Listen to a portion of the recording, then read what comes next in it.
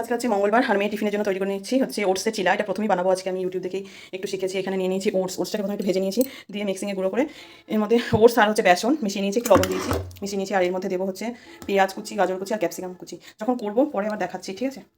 প্রথমে এইটা বানানোর জন্য, এই ওটসের চিলাটা বানানোর জন্য এখানে একটা ডিমও দিয়ে দিয়েছি, হ্যাঁ, একটু সুজি দিয়েছি, টক দই দিয়েছি। অ্যাট ফার্স্ট বানাচ্ছি, জানি না কি হবে। আর এখানে প্যানে একটু তেল গরম করতে দিয়ে দিয়েছি, সাদা তেল।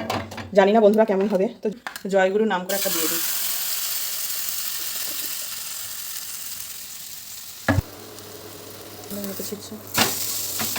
তো এই যে উল্টে দিলাম। তো ফ্রেন্ডস এই যে তুলে নিলাম, দেখি তেল ছাড়া করবো, হয়ে যায় মনে হচ্ছে। দেখা দিও না, তুমি পাতলা করে রেডি। ছাড়া দেখো কেমন হয়েছে, ভালোই হয়েছে তেল ছাড়া। এটা একটু ভেজে দিই, এটা তেল ছাড়া। হ্যাঁ, আর মেয়ে এটা খেয়ে বলছিল মা একদম পিৎজার মতো লাগছিল।